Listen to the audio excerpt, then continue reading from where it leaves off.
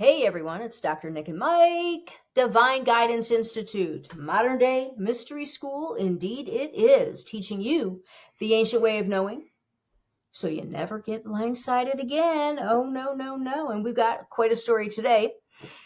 Yes, as a matter of fact, our experience with Diddy and his entourage, the flip side. Yes, indeed. Mike? We're gonna flip it around for you and give you some personal P Diddy interaction story, and it's going to be fun. Okay, so you kick it off, Nick. Where did this whole thing begin? Okay, back in '98, Michael and I. It was the beginning. I don't know. We were together 4 or 5 years at that time. Mm-hmm. We decided to go on a trip. We go to Oahu. We decide to stay at the Kahala Mandarin Oriental Hotel. And we get there. Everything's cool. Within 5 minutes, the entire staff, they know your name. It's like, how the hell they do that so fast? Anyhow, we undo the luggage, blah, blah, blah. We're up and down in the elevators. We get in the car. We're going out to eat. We're going to dinner. And I'm asking the driver, I'm like, what are all these drug dealers doing at our hotel? He says, drug dealers? What are you talking about? I'm like, everyone has on all these gold and diamonds and shit. And I'm like, what the fuck? I'm thinking we got a bunch of drug dealers running around. He starts laughing. He says, no. He goes, Puff Daddy at the time, Puff Daddy's here with his entourage and Shaquille O'Neal, and they're doing a benefit concert. And so it's not drug dealers, it's Puffy. I'm like, oh, okay. Well, what the fuck? Well, that makes sense. He goes, as a matter of fact, the Stones were just here. Mariah Carey was just here. So we had no clue, that it was that type of hotel. We just picked the best hotel on the island because that's what we wanted. That's how we roll. Okay. So anyway, Michael. And that was, we were just enjoying ourselves and having a good time and relaxed.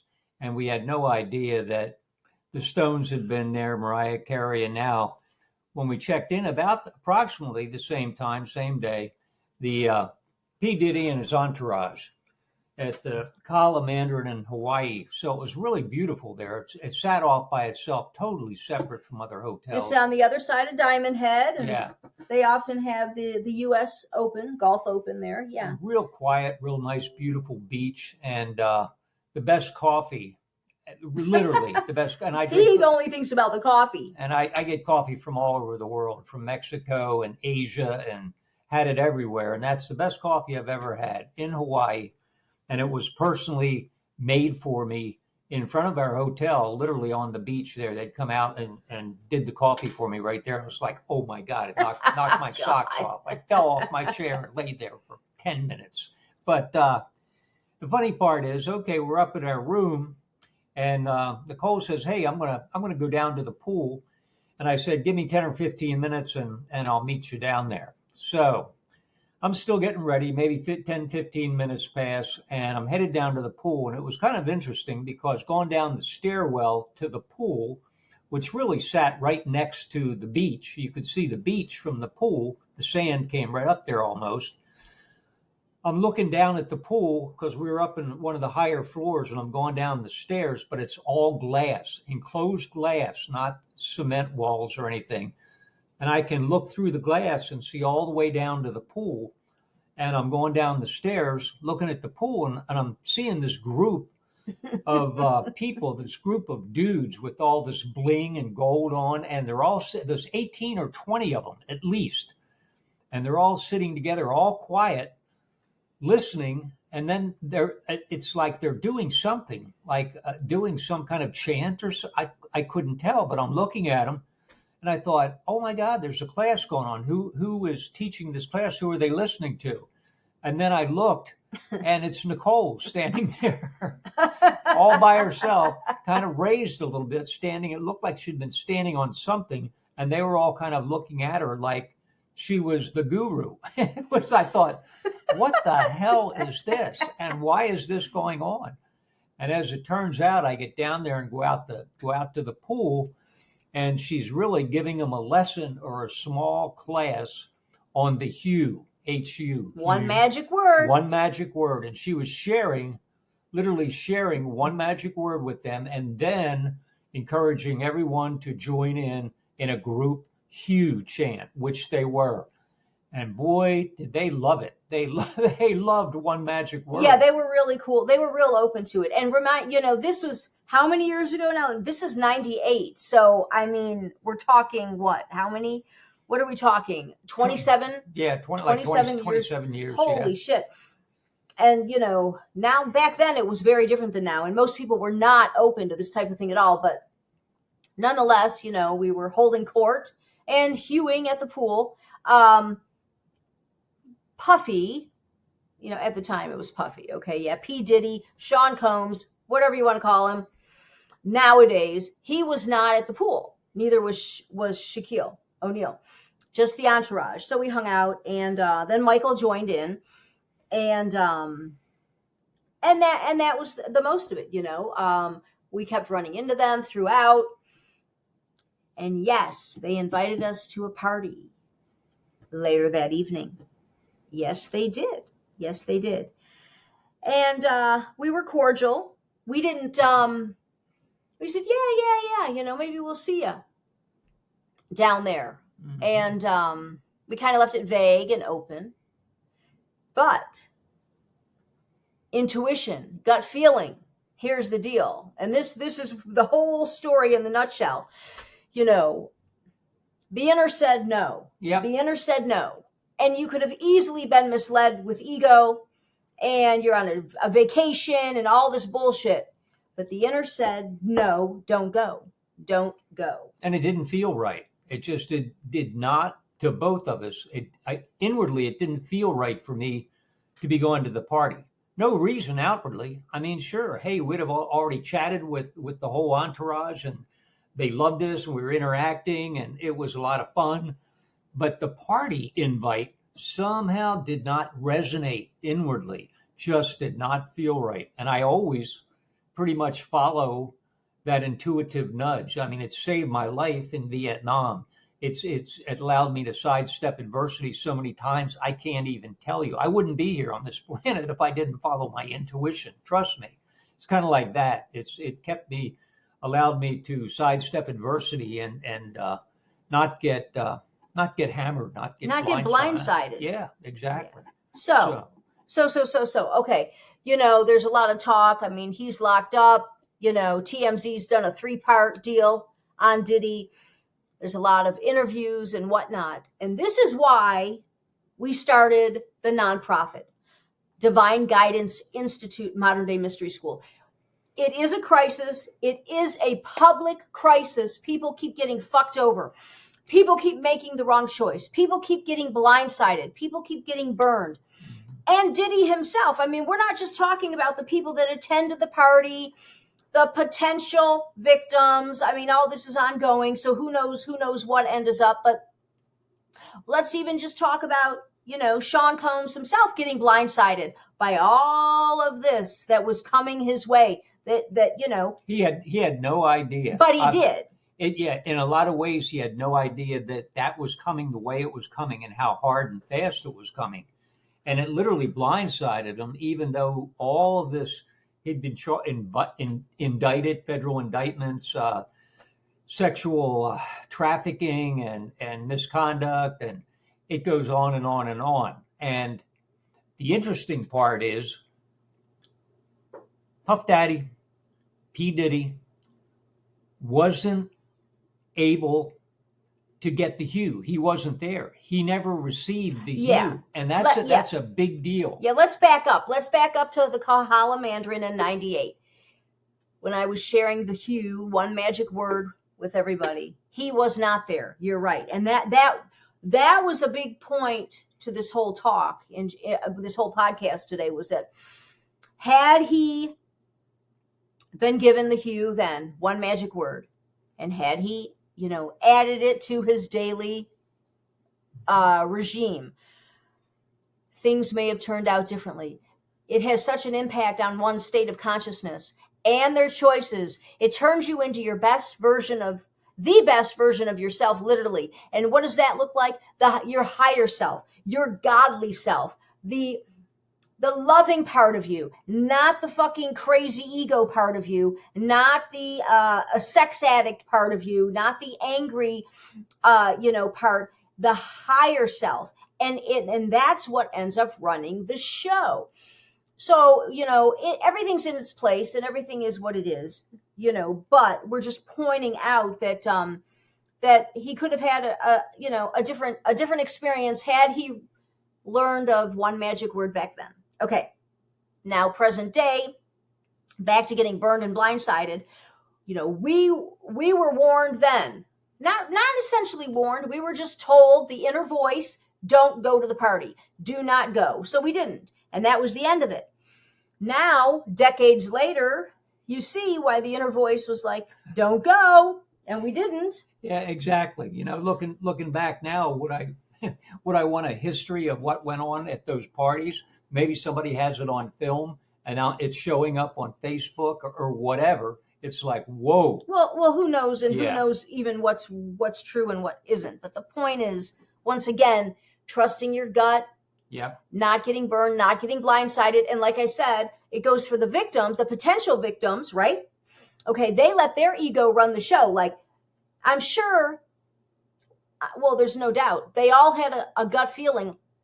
Don't go to the party or leave at a certain time or what have you. But the little self, the ego, ran the show. And so they went because they had a motive, whether it's to get a record deal, or just to hang out with some celebs, or just to be in that atmosphere. The little self, the ego, runs the show. And it does for most of us all the time, 24/7. That's where the struggle comes in. That's why we make poor choices. And once again, that's why it's a public crisis and the mystery school and the tools, right?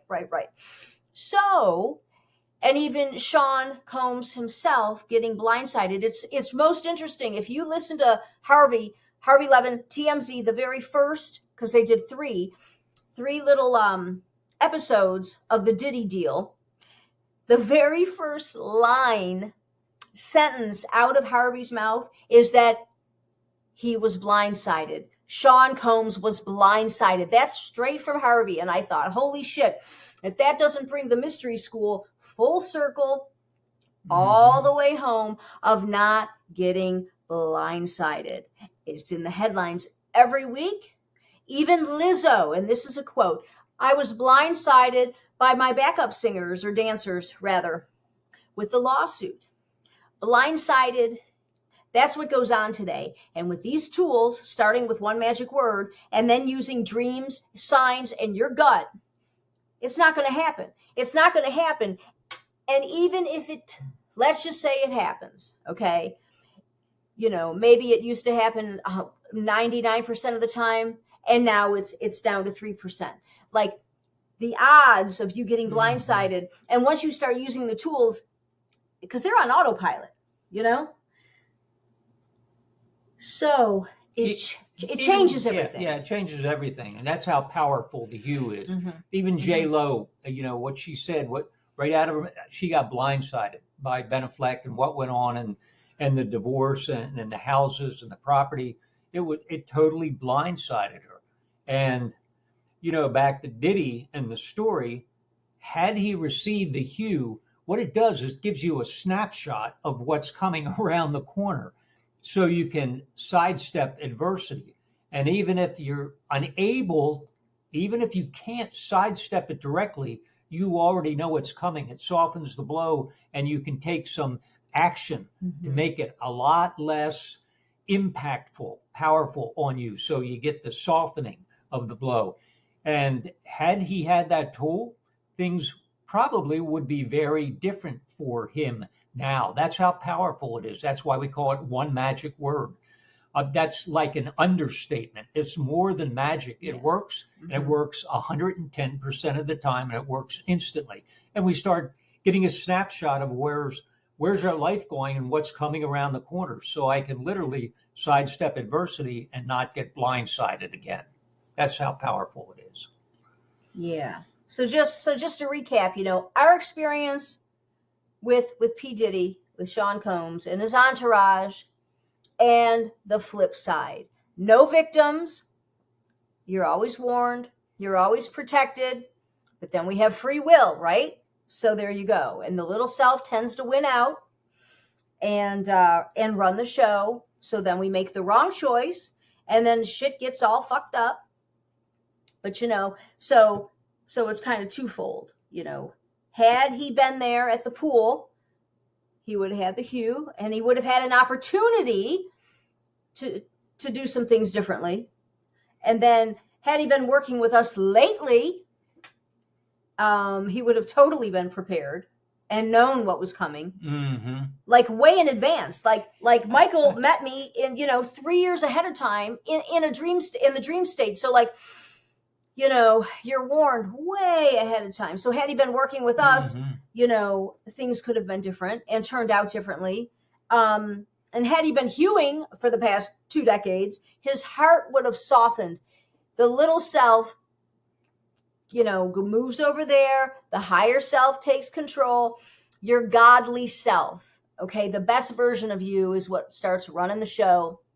So there's multiple messages and multiple reasons and things that come from our experience with him and the entourage and the party. Yep. Just like we said, saying no, we're not going to the party. What the fuck's wrong with us? Why wouldn't we? We're at the Kahala, and we were invited, and we're on vacation, but nonetheless. So yep. And it's so powerful that it gives you that snapshot. Even worst case scenario, if Diddy had the hue, and he could hue, and he would have seen what's coming for him. So he could have, there are a lot of ways you can go. He wouldn't be in prison for the rest of his life and not able to get out on bond. They appealed it 3 times with the best lawyers money can buy. They still couldn't get him out on bond.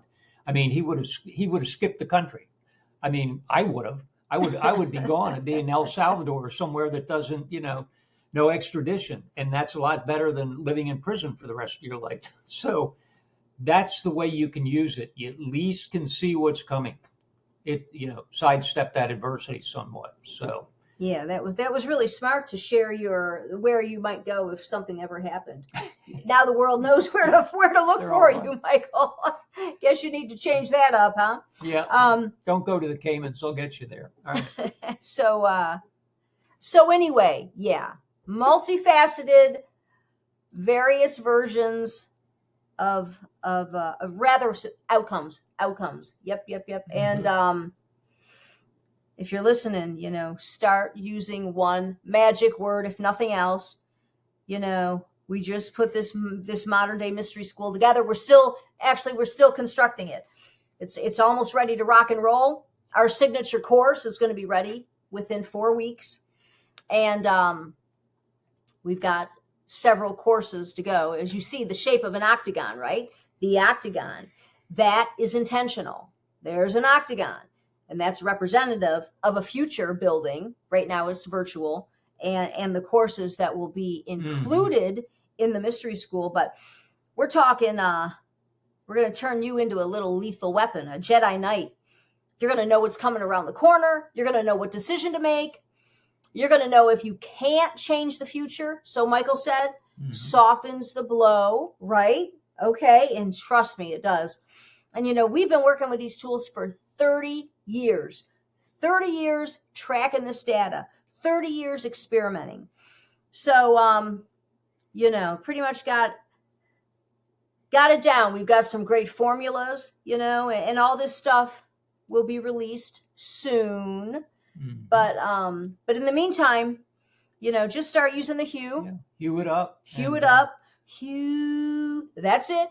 Out loud, silent, eyes open, eyes closed while you're doing the dishes or while you're in a meeting. Does not matter. And I guess we'll sign off. Yes.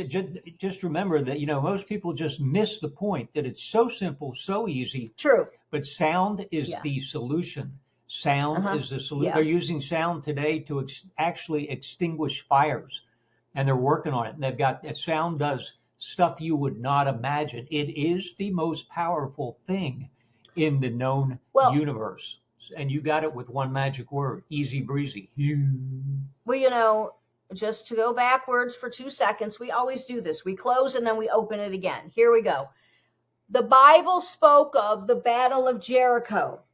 They brought down the walls using sound, using the trumpets.